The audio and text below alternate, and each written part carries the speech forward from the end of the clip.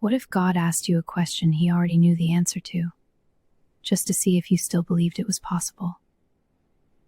Somewhere, in a valley that doesn't exist on any map, a prophet stood among thousands of skeletons, not fresh graves, not recent deaths, bones dried out by years of sun and silence, bones so old the marrow had turned to dust.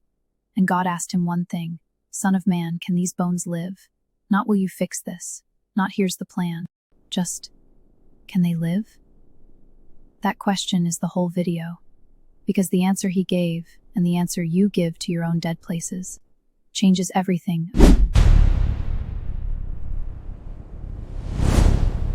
We're not just retelling Ezekiel chapter 37 today. Everyone's heard the Sunday school version: dry bones, prophecy, army rises, the end. We're going somewhere most teachings skip entirely. Why God chose this specific image, in this specific order, and what it reveals about how restoration actually works, not how we wish it worked. Because here's the uncomfortable truth most people miss. This vision isn't really about bones. It's about what happens to a person, a people, or a hope, after they've been dead so long that even remembering feels dangerous. And by the end of this video, you'll understand why God built this vision in stages instead of doing it all at once, and why that detail might be the most important part of the entire chapter. This isn't a resurrection story like Lazarus. Lazarus had been dead 4 days. These bones have been dead for years, dry, scattered, disconnected. That distinction is the entire engine of the vision. And almost no retelling stops to ask why. God picked the driest possible image of hopelessness, instead of a fresher one. Before we step into the valley, we need to understand the man standing in it, because Ezekiel is not a typical prophet, and that matters more than most retellings admit. He was a priest, not a wandering preacher, not a political figure, a priest trained from childhood for one specific job. Every ritual, every sacrifice, every sacred detail of his life was built around a building that, by the time of this vision, no longer existed. Nebuchadnezzar's armies had already dragged Ezekiel and thousands of others into exile in Babylon. He was 30 years old, the exact age a priest was supposed to begin his service, when instead he found himself sitting by a foreign river, a priest with no temple, no altar, no nation. Pause here, because this detail changes the entire emotional temperature of the vision. Ezekiel isn't a detached mystic reporting on someone else's disaster. He is personally, professionally, and spiritually a man whose entire identity had been rendered obsolete overnight. When he later weeps over dry bones, he's not performing empathy. He is describing his own condition in symbolic form. Here's what almost nobody points out. God doesn't send in an unaffected outsider to deliver this vision. He sends someone who is himself one of the dry bones. Think about this. The messenger and messages are made of the same material. That's not incidental. It's the entire reason the vision carries weight. A person who has never been in the valley can describe it. Only someone who has lived in it can actually speak life into it. Ezekiel wasn't standing in a random wasteland. He was a captive, a priest with no temple to serve in, living among a people ripped from their homeland, watching their identity erode generation by generation in Babylon. The hand of the Lord came upon him, and he was carried out in the spirit and set down in the middle of a valley, and it was full of bones. When the people said, "Our bones are dried up, our hope is lost, we are cut off," words Ezekiel later quotes directly from the people themselves. They weren't being dramatic. They were describing depression, communal grief, and the specific despair of watching something sacred become permanently unreachable. And notice the phrasing again: dried up, not broken. Broken bones can be set. Dried bones have had time to give up entirely on ever holding weight again. That's a very specific, very deliberate word choice. And it tells you exactly how long this despair had been allowed to calcify. This is where many misunderstand the vision entirely. They treat it as a prophecy about the end times or a distant future resurrection. But that's not it at all. But its first audience needed it to answer a much smaller, much more human question. Is it too late for us, right now, in this exact mess we're living in? The vision was never primarily about corpses. It was about people who had convinced themselves that some kinds of damage are too old, too dry, it's too far gone to ever be undone.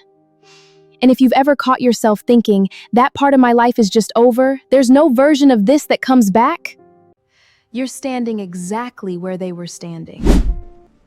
God led Ezekiel back and forth among them, walking through the valley slowly, deliberately, forcing him to see the scale of it. And then it repeats itself. The bones were very many, and this is stated twice for emphasis. They were very dry. Most narrators rush past this walking scene to get to the exciting part, the prophecy, the rattling, the standing army. But God doesn't rush it. He makes Ezekiel walk the full circumference of the devastation before he asks a single question about hope. Here's an insight worth sitting with. God does not ask, can these bones live, until Ezekiel has fully absorbed how dead they actually are.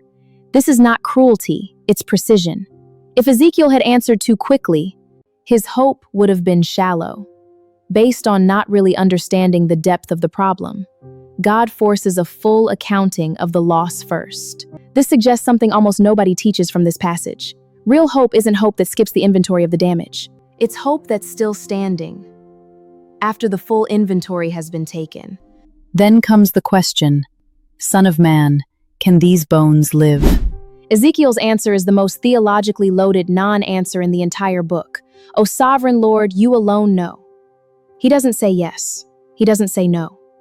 He refuses to answer a question that, by any rational human assessment, only has one honest response. Of course not, they're dust. Most sermons treat this as humble faith. But look closer at the phrasing. It's not blind optimism, and it's not surrender either. Ezekiel is doing something psychologically precise. He's declining to let his own despair make the final ruling. He's separating what I can see from what is actually possible. That's the real skill being modeled here. Not confidence that things will work out, but the discipline to stop letting exhaustion answer. There are questions that only God gets to answer. Notice too that God never rebukes this answer. He doesn't say wrong, the answer is yes. He accepts the uncertainty and moves forward anyway. Faith here was never required to feel certain. It was only required to keep participating. But this is where everything changes. Because God doesn't wave his hand and fix it himself. He does something far stranger and far more uncomfortable for us. He tells Ezekiel to talk to the bones. Prophesy to these bones and say to them, Dry bones, hear the word of the Lord. Ezekiel, a man surrounded by silence, addressing skeletons that cannot hear, cannot respond, cannot even acknowledge he's speaking, obeys anyway. And as he prophesies, there is a noise, a rattling, bone finding bone, tendons, flesh, skin, but no breath. They lay there, fully formed, fully human in shape, and still completely dead. This is the detail almost every retelling rushes past, and it's the most important one in the whole chapter. The bodies are restored before they're alive. Structure comes back before the spirit does. Think about this in human terms. How many people rebuild the appearance of wholeness? The job, the routine, the smile, the right words, long before anything actually feels alive inside them again? Restoration is not one event. It happens in stages. And some stages look finished from the outside, while still being hollow on the inside. This is where the vision becomes less about ancient Israel and more about anyone who has done the work of looking okay without yet being okay. God doesn't skip that stage. He doesn't even rush it. He builds the body fully, deliberately, and then waits before he does the next thing. And notice something even stranger. Ezekiel had to speak before he saw any result. The rattling only happens after the command is already given, not before. Faith here isn't a feeling that precedes obedience. It's an action that precedes evidence. Here's a question the text never directly answers, but practically begs you to ask. Why does an all-powerful God need Ezekiel to say anything at all? He could have simply willed the bones to live. Instead, he routes his power through a human voice, twice. This is one of the most overlooked structural choices in the entire vision. God doesn't perform the miracle unilaterally. He performs it through participation, through a person willing to speak into a situation where speaking looks completely pointless. The tension of watching something you cannot control. Here's an original angle worth considering. This vision quietly redefines what prayer and proclamation are for. It's not that God needs help. It's that God has built restoration to require partnership. Not because he's limited, but because the person doing the speaking is also being changed in the process. Ezekiel doesn't walk out of that valley. The same man who walked in, and that transformation only happens because he was required to participate, not just witness. If God had done it all alone, Ezekiel would have stayed a spectator. Instead, he becomes someone who has personally proven, with his own voice, that dead things can respond to a word spoken in faith. God gives a second. Prophesy to the breath. Come, breath, from the four winds, and breathe into these slain, that they may live. Ezekiel obeys again, and breath enters them. They stand a vast army, alive. Notice the word used for breath here, ruach, the same word used in Genesis 2 when God breathes life into Adam, and the same word used for spirit. Throughout the Hebrew Bible, this isn't decorative language. Ezekiel is deliberately echoing the very first act of creation. The message is precise. What's happening in this valley isn't a repair job. It's a second creation event. God isn't patching up old life. He's originating new life inside old, dead material. Here's the layer almost nobody points out. The body had to be complete and still lifeless before the breath came. If God had breathed life into scattered, disconnected bones, nothing coherent would have stood up, just chaos with a pulse. Structure had to exist first, so that when life arrived, it had somewhere organized to live. Translate that into a human life. Healing without structure isn't healing. It's just intensity with nowhere to go. Rebuilding the form of a life, habits, relationships, responsibilities isn't fake or premature. It's the necessary. Scavenging breath will eventually fill. And there's something else worth noticing. The breath comes from the four winds, not from one direction, not from the valley itself. Whatever finally brings these people back to life doesn't originate inside their own devastation. It comes from somewhere entirely outside the wreckage. That's a detail worth sitting with. If you've ever tried to talk yourself back to life, using only what's left inside, the same collapsed place that hurt you. You'd think that's the ending, an army standing where a graveyard used to be. But God isn't finished, because up to this point, he hasn't even told Ezekiel what any of it means. God doesn't leave the vision open to interpretation. He explains it directly. Son of man, these bones are the whole house of Israel. They say, our bones are dried up, our hope is gone. We are cut off. Therefore prophesy and say, I will open your graves and bring you up from them. I will put my spirit in you, and you will live, and I will settle you in your own land. This is the part most retellings gloss over. In their rush to make it about personal resurrection or the end of the world, God explicitly names the audience. This is a national trauma response. It's about a people who had spiritually and emotionally buried themselves before their bodies ever died. People who had already written their own obituary. Here's the original insight worth sitting with. God doesn't correct their theology first. He doesn't say you're wrong to feel cut off. He validates the diagnosis. Yes, you are as good as dead by every measure you can see, and then overrides the conclusion they drew from it. Being right about how bad it is doesn't mean you're right about what happens next. That's a completely different kind of hope than blind positivity. It's hope that doesn't require you to lie to yourself about the wreckage first. Notice too the order of the promises: graves opened, spirit given, then land restored. The internal restoration comes before the external one. Their circumstances don't change first. Their aliveness does. The land is the last thing mentioned, not the first. Notice what the vision does not promise. It doesn't say the exile never happened. It doesn't erase the years lost, the temple destroyed, the generation that died in captivity never seeing home. The bones stay bones. They were dead. Real death, real loss, and then, still, life. This is the detail that separates Ezekiel's vision from a fairy tale. Fairy tales require you to forget the wound to enjoy the ending. This vision insists you remember it. The valley doesn't disappear once the army stands up. It's still called the Valley of Dry Bones afterward. The story doesn't pretend the death didn't happen. It insists that life can stand fully formed on top of a real death, not instead of one.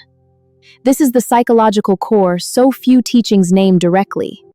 Real restoration doesn't require you to minimize what you lost. In fact, this vision suggests the opposite. The scale of the resurrection is directly proportional to how honestly the death was acknowledged first. Very dry bones, a full valley, a vast army. God doesn't undersell the damage to oversell the miracle. And there's a quieter implication here too. The people who walk out of exile later will carry this memory permanently. They will not be the same people who went in. This isn't a return to how things were. It's the formation of something that didn't exist before, made only possible because of what was lost. Restoration in this vision is never a rewind button. It's always a new creation, built with the wreckage still visible in its foundation. One more thing worth pausing on before we close. This vision is often quoted in isolation as a standalone promise that anything, anywhere, can be revived on command. But read in its full context, it's not a blank check. It is a specific answer to a specific people who had not abandoned God. They had lost their way of accessing Him, not their loyalty to Him. This matters because it changes how we apply it. It's not a magic formula. Speak it and it appears. It's a picture of what God intends. This matters because it changes how we should apply it. It's not a magic formula. Speak it and it appears. It's a picture of what God does with a people who are willing to keep listening for His voice, even while surrounded by evidence that nothing is coming. Here's the distinction most retellings blur. The bones didn't do anything to deserve resurrection. They couldn't have. The one thing required of. The story wasn't bone effort, it was Ezekiel's willingness to obey a command that looked absurd. If you're waiting to feel qualified, capable, or even hopeful before you take the next faithful step in your own dry place, this vision suggests that's not actually the prerequisite. The prerequisite was always just obedience in the face of apparent futility. To manufacture hope you don't feel, it only asks one thing: stop letting the deadness have the final vote. Ezekiel didn't feel powerful standing in that valley. He felt absurd. A man talking to bones that couldn't hear him. But he spoke anyway. Not because he was certain it would work, because he refused to let his certainty about the deadness be the last word. The rattling came before the rising. The structure came before the spirit. And the breath, the thing that actually mattered, came last, and came from somewhere outside the valley entirely. Not from the bones trying harder. From somewhere else altogether. And maybe the hardest part of this whole vision is this. Nothing about the process looked dignified while it was happening. Bones clattering together across a valley floor is not a graceful image. Real restoration rarely looks graceful from the inside of it either. To manufacture hope you don't feel, it only asks one thing: stop letting the deadness have the final vote. Ezekiel didn't feel powerful standing in that valley. He felt absurd. A man talking to bones that couldn't hear him. But he spoke anyway. Not because he was certain it would work, because he refused to let his certainty about the deadness be the last word. The rattling came before the rising. The structure came before the spirit. And the breath, the thing that actually mattered, came last, and came from somewhere outside the valley entirely. Not from the bones trying harder. From somewhere else altogether. And maybe the hardest part of this whole vision is this. Nothing about the process looked dignified while it was happening. Bones clattering together across a valley floor is not a graceful image. Real restoration rarely looks graceful from the inside of it either. So maybe the question isn't whether your dry places can live again. Maybe the real question, the one worth sitting with tonight, is this. What have you already decided is too dead to speak to? I'd genuinely like to know what came to mind for you. Sometimes just naming it out loud is the first rattle before the rising.